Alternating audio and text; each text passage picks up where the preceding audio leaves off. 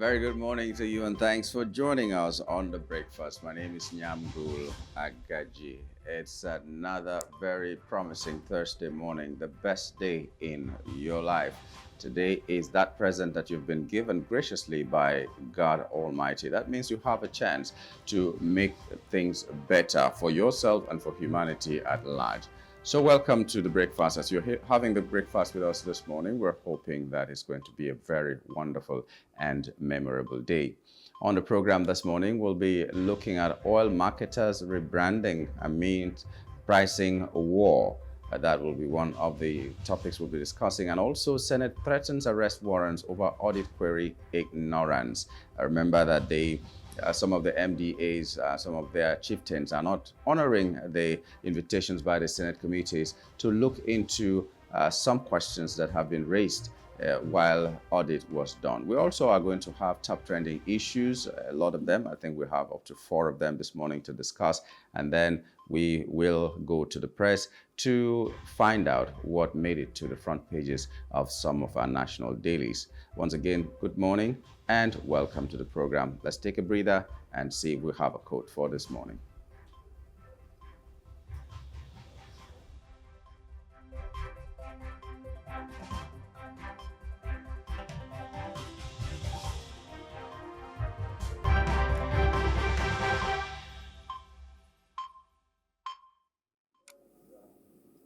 Our quote this morning is from Chris Grosser, who says, "Opportunities don't happen, you create them.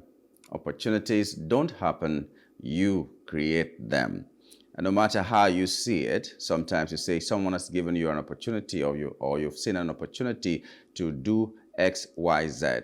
What this quote is telling you is that the bulk of the actions that give you that opportunity come from you. So you have to be deliberate about it so that you can use the opportunity. Sometimes they say opportunity lost can never be regained. So you cannot even call that an opportunity if you have missed it. When they come, how prepared are you is what you'll start to ask yourself. You want a job, how prepared are you so that if the opportunity comes to you, you can grab it. You want to do a business, how prepared are you? Even if someone gives you the opportunity to do 1 or 2 things that you have always dreamed of, it is you who placed yourself in a position where you can be remembered. Either it's someone who remembered you and gave your name for that person to call you, or you did something sometime somewhere and someone remembered you, or you studied enough and people know that you are an expert in the field that you've been given the opportunity. We know that grace also abounds. We know the God factor also comes in. But if you have the God factor, you need to be prepared yourself before you can get that thing in your life done the way you want to do. I remember a friend who worked so hard for a political figure. The person became a governor, and the first person he thought to give commissionership was this friend of mine. And he called him and said, "Okay, you know what? This is a list of commissions or commissioners that I'd like to appoint. I want you to choose from this list which one you want to be." And he chose what he wanted to be. And then they said, "Okay, just go and bring your papers and because the screening exercise has to come up." And he said, "Sir, I did not go to university." And he lost it. This is a true story. The opportunity came, he couldn't use it. He didn't prepare for that kind of opportunity, even though he worked so hard for the thing that he wanted to be. And then he went to school after that. After 4 years, he finished from school. The governorship had already expired. The tenure had already expired, so he didn't have that opportunity anymore. So while we think about opportunities coming and falling to our lap, we should also think about preparing for the eventual opportunities. That's why people tell you that when you go to school, the paper doesn't rot. Any day, anything can fall to your lap. Do not burn it like the video we saw a long time ago where someone said that education was so useless and he burnt his certificates. Maybe 3 days after that, he could have had something else, but he had already gone past that. So prepare yourself for opportunities. They are everywhere. The ones that come from humans, the ones that come directly from God, I might add. And when they come, be sure that you can grab them and make the best out of it. We'll go straight to our top trending issues this morning. The first one is that President Bola Tinubu has approved raising the retirement age for doctors and healthcare workers from 60 to 65 years. The decision was announced by the Nigerian Medical Association (NMA) following a meeting between the coordinating Minister for Health, Mohammed Pate, and key stakeholders, including the Medical and Dental Consultants Association of Nigeria (MDCAN) and the Joint Health Sector Unions (JOHESU). The approval will be formally presented to the Council on Establishment for finalization.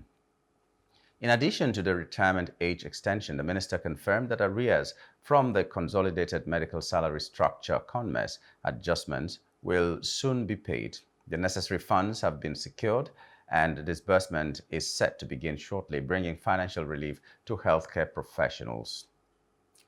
The policy shift and salary adjustments are part of ongoing efforts to improve the welfare of doctors and healthcare workers in Nigeria. Stakeholders at the meeting emphasized the need for continuous dialogue to address challenges in the health sector and ensure better working conditions. Okay, so while I applaud the federal government for trying to extend the retirement age for health workers, doctors and other health workers, I'm just asking the rationale behind this. Is it because we are short-staffed that we want people to stay on even after the age of retirement, which is required by law, which is 60 years? If they are doing it for the medical practitioners, why can't they do it for everybody else that has to retire at 60 if they want to continue? Because I don't know, in Nigeria, we like to extend our retirement age, whether formally or informally, whether officially or unofficially, whether legally or illegally, because we are afraid of what happens when we are out of the service. And that's a reality. You would see pensioners here and there every now and again occupying a particular office, some of them so old, some of them so frail, some of them even dying in the process of trying to get their entitlement. So people want to stay on in service so that they can continue to collect what is due them, because when they retire, there is no guarantee they are going to have anything. Now, you promise you're going to be paying them a particular fee, a particular whatever it is, and you do not pay. You promise that when someone retires, he's going to be paid XYZ. You refuse to pay. You take money and say it is pension. When you retire, you're going to be paid a pension like this, that. You refuse to pay. People die and leave their money in government coffers, and people who didn't work for it just go get these monies out and so on. Right now, yesterday or so, it was on the news that an Ebonyi state audit was done, and then they discovered that people who had died like 15 years ago were still receiving salary. How were they doing that? So which means there are people that have beat the system, the digital system, to make sure that they siphon this money to for their benefit. And I just wonder why these things happen. So the question I'm asking, what's the rationale behind extending the retirement age of health workers and not every other worker? If it's good for the goose, it's good for the gander. That's what they say. So extend everybody. But in other countries where the people are sure that when they retire, they're going to get their entitlements, they were even protesting. I remember a few years ago where in the UK, they wanted to add 2 more years to the retirement age. And there was a protest. Everybody wanted to get it over with and then go and rest and enjoy their money. But it's not so in Nigeria. Why? Because you're not sure of what is on the other end. The annoying thing, is that some of these people who are suffering today were in the system and failed to do what they're supposed to do. Now they are out and they're also crying foul. And I don't know who to blame now, whether the people who are out or the people who are still in there. And then we see people who are making themselves rich, buying cars, building houses, as if they know something better to do than the people who are not able to afford this car. Some people give their all, waiting for the time when they will retire and take that bulk money to build houses for themselves or to do 1 or 2 things for themselves. And then they retire. And if they don't have an uncle somewhere or a small boy somewhere who they left in the village who has built a house, they don't have a place to stay. We've seen a lot of videos of testimonies of retirees who are suffering because they thought at the end of the tunnel, the light will be brighter than what they were seeing when they were in service. And this is a very bad thing. So health workers' retirement age has been extended. I think it should be done for everybody else, or it should not be done at all. We may be short-staffed in that sector, yes, but why are we short-staffed? It's because the conditions are so bad that people are running away. So why can't we improve that and make sure that everybody who stays there or everybody who works there will have a lease of life, will have to enjoy the conditions of service and everything, even after retirement. So, well, whatever reason you give, whatever reason was given for their extension, for that extension to be given, I think that reason also can be for everybody else. You can't tell me that at 60, someone is so old that they cannot do their job anymore, like teachers. A teacher cannot teach at 60. A policeman cannot do his work at 60. And then a health practitioner that has to do operations, for instance, can do it after 60, when maybe your hands will be shaking or something else, and then you are good enough to do it, and a teacher is not good enough to stand there and teach somebody. So I don't know what the rationale is, but, well, federal government, congratulations, you've done well. But think about others as well, and think about the light at the end of the tunnel for anybody who is working for you. A second top trending is the federal government has announced major improvements in Nigeria's health sector, which is now drawing patients from across West Africa as well as from distant markets like the United Kingdom and the United States. I'm not sure the 65 years is part of it anyway. But this progress was highlighted by the coordinating Minister of Health and Social Welfare, Professor Mahmoud or Mohammed Pate. Speaking at a briefing for State House correspondents after a Federal Executive Council meeting presided over by President Bola Tinubu, Professor Pate emphasized that despite ongoing challenges, significant strides are being made. He noted that the quality of healthcare in Nigeria has risen to the point where international patients are seeking treatment in the country. The minister underscored that this transformation aligns with President Bola Ahmed Tinubu's promises and signals a new era in Nigeria's healthcare. The improvements reflect a concerted effort by the current administration to overhaul the health system, boosting its reputation on the global stage, according to him. Well, when this statement was made, a lot of Nigerians berated him and said that he's not telling the truth, he's lying. From where did he sleep? From where did he wake up to come and begin to give us this many lies? Well, there are people who are confirming how true that statement is, and I'd like to say I'm really proud that this is happening. This is not the first time it has happened. There was a time where people were really coming to the UCH in Ibadan to access medical care in those days, and then there was a time where foreign students, even from the UK, America, and all that, were coming to our universities to study. That stopped a few years ago, or so many years ago, but it's not like it didn't happen before, and it's not like it cannot happen. There was a time in this world where the first broadcast station was when we had a broadcast station, like a TV radio station in Ibadan, I think. A country like France didn't have. So, you know, we have been first in a lot of things. The problem, we cannot say that we cannot do what they are saying that we're doing right now. People are coming for medical tourism. The question is, if people are coming for medical tourism, is it because of what the federal government is doing or the state governments are doing? And if that is what the matter is, how far is the state government or the federal government doing?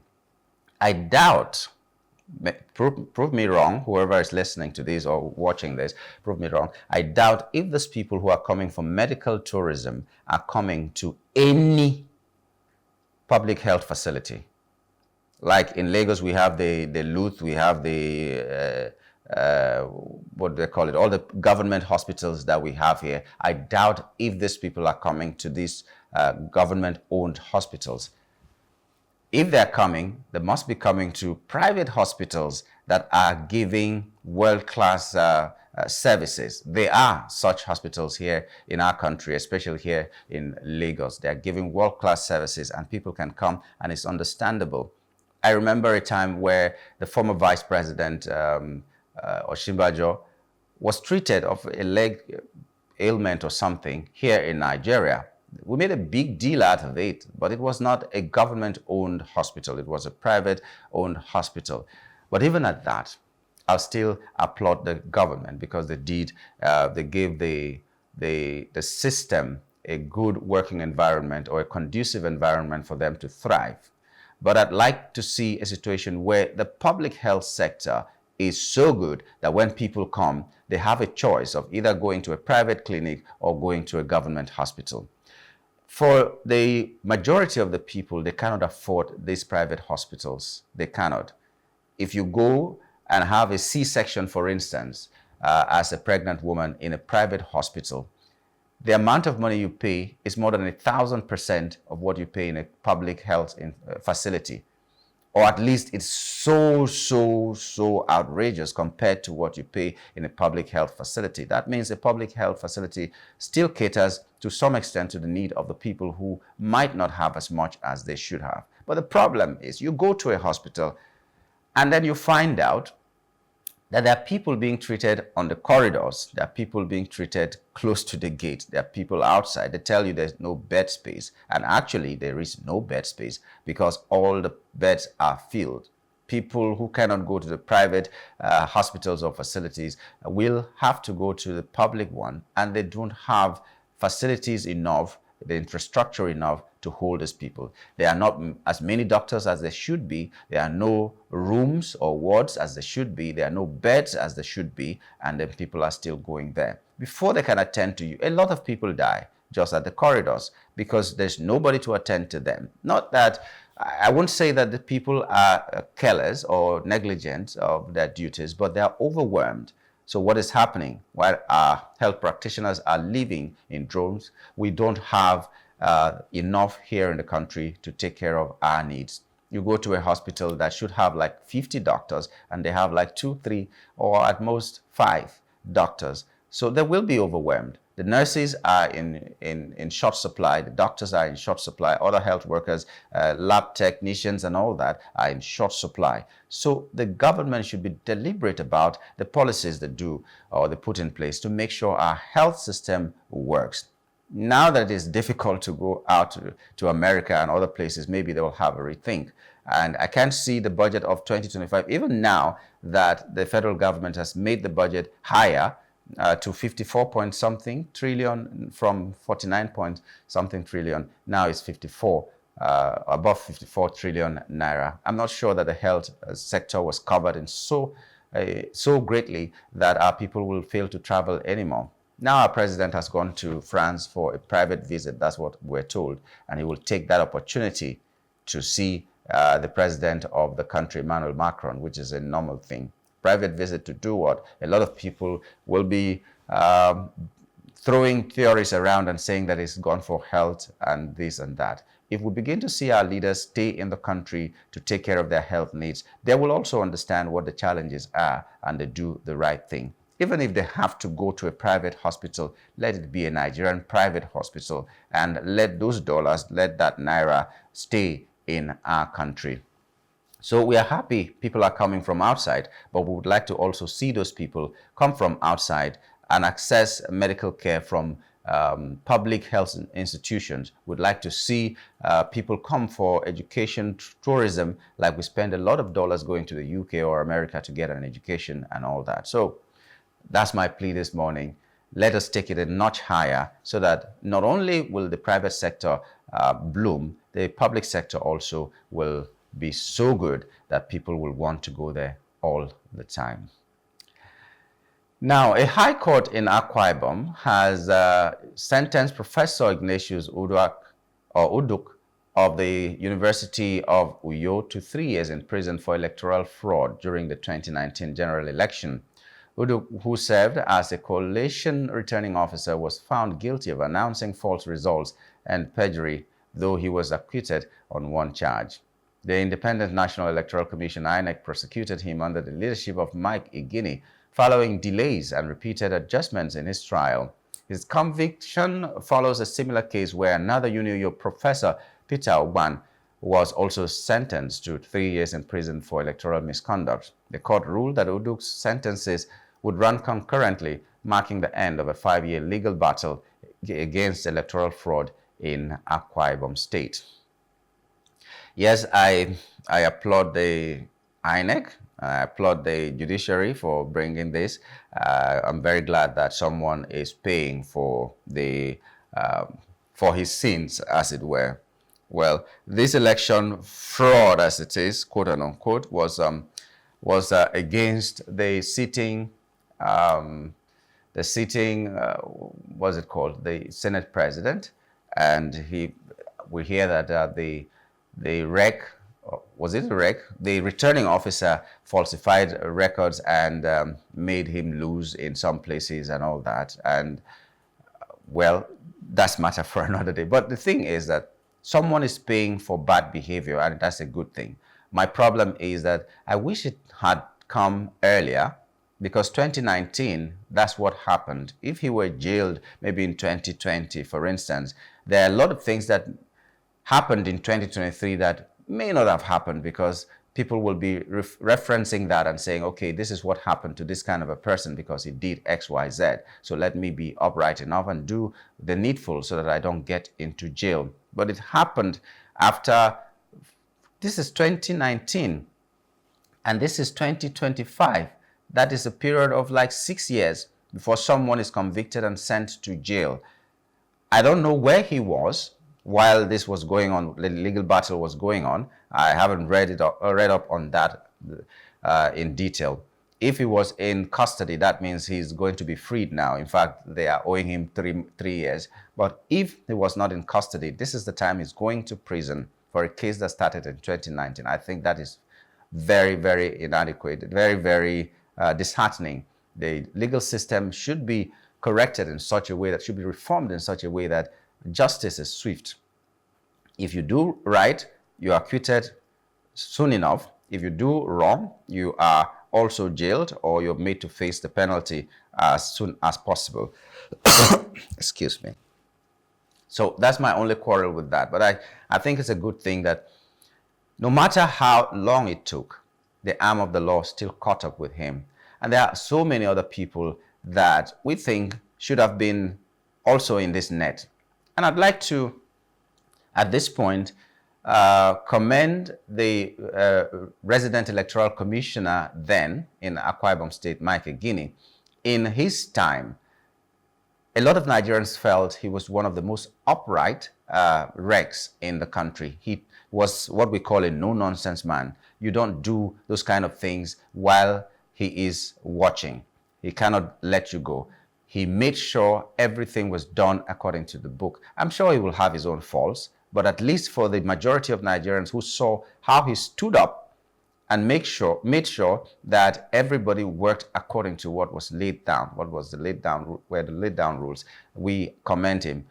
Maybe one day we're going to see him become the INEC chairman, and I'm sure a lot of things will change. I'm sure a lot of things will change. It just takes one man to do the right thing, and things will fall in place. Remember, there was a time where we had June 12. June 12 election was, there was a chairman of INEC at that time, and what it did gave us the freest and fairest election in Nigeria's history, before then and after then. And we still remember him. So one man can make a difference. Don't think that you cannot make a difference. Okay, so let's take a final top trending issue. Do we even have another top trending issue? And just gross, Oshumale accuses generals of colluding. The retired generals are responsible for mineral theft. They collude with foreigners to do that. He has made that accusation. And if he has the information, and I'm sure that he has some information, he should get it to the relevant authorities. Why are they always afraid of naming names? So that it gets to the court and then we see the facts. If you have the facts, bring them out. Let Nigerians help you. Let the courts help you. Let sanity return to the polity. Whatever information you have, don't say Nigeria will burn down. We're already burning down. So bring it out. Let's face those people and jail them if we have to, so that others will sit up. We can't be losing money all the time to foreigners and a few greedy people. That'll be all from our top trending issues, and we'll take a break. When we return, we'll go to the papers. Stay with us.